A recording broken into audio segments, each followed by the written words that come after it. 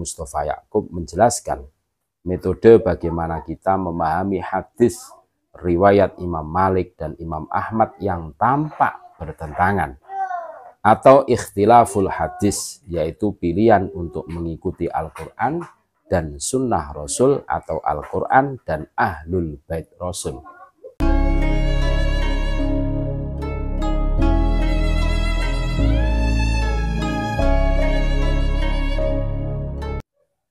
Assalamualaikum warahmatullahi wabarakatuh. Saudara-saudaraku yang kami cintai, yang kami banggakan dimanapun Anda berada, berjumpa kembali dengan kami channel Bejo Donya Akhirat. Sak bejo-bejane wong kang lali isih luwih bejo, wong kang eling lan waspada dan tetap NKRI harga mati.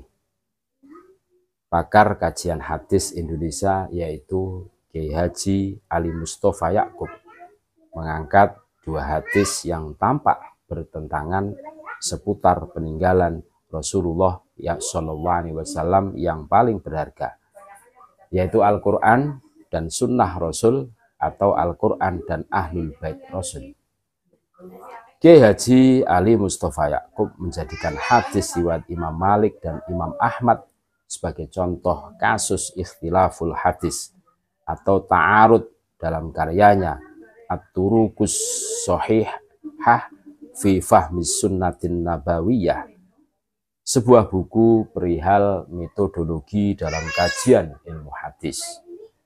Dalam kasus ini, Kiai Ali Mustafa Ya'qub menjelaskan metode bagaimana kita memahami hadis riwayat Imam Malik dan Imam Ahmad yang tampak bertentangan, atau ikhtilaful hadis, yaitu pilihan untuk mengikuti Al-Quran dan Sunnah Rasul atau Al-Quran dan Ahlul Bait Rasul. Imam Malik dalam kitab Al-Muwatta meriwayatkan hadis sebagai berikut. Anna Rasulullah sallallahu alaihi wasallam qala taraktu fikum amroini ma in tamassaktum bihima lan tadillu abada, kitaballah wa sunnata rasulih. Yang artinya Rasulullah Shallallahu Alaihi Wasallam bersabda, aku meninggalkan dua hal di tengah kalian. Selama berpegang pada keduanya, kalian tidak akan tersesat selamanya, yaitu kitabnya Allah dan sunnah Rasulnya. Hadis riwayat Imam Malik. Adapun Imam Ahmad meriwayatkan hadis dalam kitab Musnad sebagai berikut. Ngan Abi Sa'idin Al-Khudri qala Rasulullah Shallallahu Alaihi Wasallam, inni qad taraktu fikum ma in akhadtum bihi lan tadillu ba'di as-saqalaini ahaduma akbaru minal akhari, kitabullah hablum mamdudun minas sama'i ilal ard wa itsrati ahlu baiti ala wa innahuma la yaftariqo hatta yarida alayyal haudu. Yang artinya dari sahabat Abu Sa'id Al-Khudri radhiyallahu an, Rasulullah Shallallahu Alaihi Wasallam bersabda, sungguh aku meninggalkan dua hal penting di tengah kalian, sesuatu yang jika berpegang pada keduanya kalian tidak akan tersesat sepeninggalku. Yang satu lebih besar dari yang lain. Pertama, kitab Allah, sebuah tali panjang dari langit ke bumi. Kedua, keturunanku, ahli baitku. Ketahuilah, keduanya takkan terpisah sampai keduanya melewati telagaku. Hadis riwayat Imam Ahmad. Bagaimana memahami dan lalu mengamalkan kedua hadis yang tampak bertentangan ini, yang seolah dihadapkan untuk memilih salah satunya, yaitu mengikuti Al-Quran dan Sunnah Rasul atau mengikuti Al-Quran dan Ahlul Bait. Kiai Haji Ali Mustafa Ya'qub mengangkat penjelasan gurunya Syekh Wahbah Az-Zuhaili terkait cara memahami dua hadis yang tampak bertentangan tersebut. Walaqad sa'altu Ustadhi Al-Kabir Sahibal Fadilah Syekh Wahbah Muhammad Az-Zuhaili rahimahullahu anil jam'i baina hadainil hadisaini fa'ajaba annal murada laisa at-tamassuku bi ahlil baiti bi'ainihim wa innama latamassakuhum bi sunnati Rasulillah sallallahu alaihi wasallam. Yang artinya Aku bertanya kepada guruku yang mulia Syekh Wahbah Mustafa Az-Zuhaili radhiyallahu an, bagaimana mendamaikan kedua hadis yang tampak bertentangan tersebut?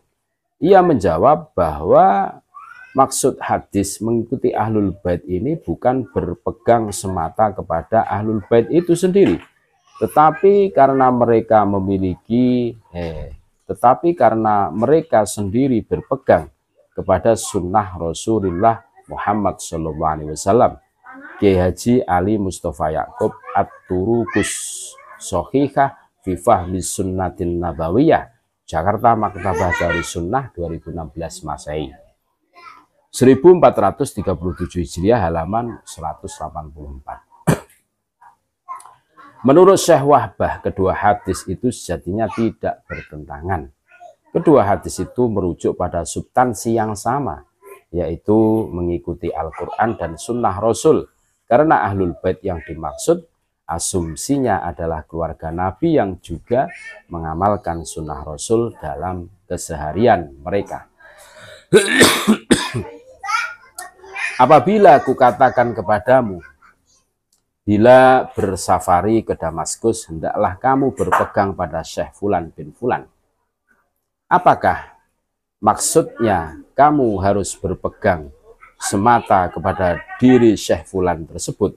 Jawabannya tentu tidak. Tetapi lantaran Syekh Fulan itu berpegang pada Al-Quran, hadis, perilaku kehidupan yang sesuai dengan tuntunan hidup dalam Islam, jadi hakikatnya kamu diperintahkan dalam kalimat itu untuk berpegang pada Al-Quran, hadis, perilaku kehidupan yang sesuai dengan tuntunan hidup dalam Islam, bukan pada Syekh Fulan semata.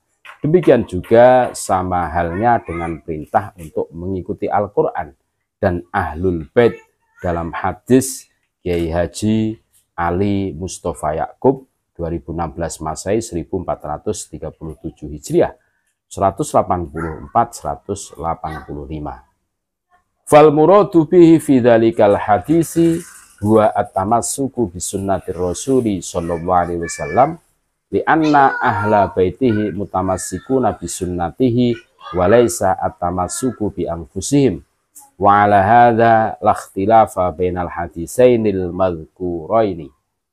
Yang artinya yang dimaksud dengan hadis atau mengikuti Ahlul Bait ini adalah berpegang kepada sunnah Rasulullah SAW, karena Ahlul Bait berpegang kepada sunnahnya. Jadi bukan mengikuti Ahlul Bait semata.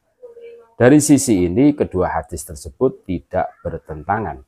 Kiai Haji Ali Yaqub Mustafa, Ali Mustafa Yaqub 2016 Masehi 1437 Hijriah 185. Dari sini Kiai Ali Mustafa Yaqub berkesimpulan bahwa kedua hadis tersebut secara substansi tidak bertentangan, karena pada hakikatnya perintah untuk mengikuti Ahlul Bait adalah perintah untuk mengikuti kehidupan Ahlul Bait yang sesuai dengan sunnah Rasulullah Muhammad SAW dan akhlak terpuji sesuai tuntunan akhlak dalam Islam, bukan semata karena garis nasabnya. Jelas kan? Terima kasih. Tetap NKRI harga mati. Assalamualaikum warahmatullahi wabarakatuh.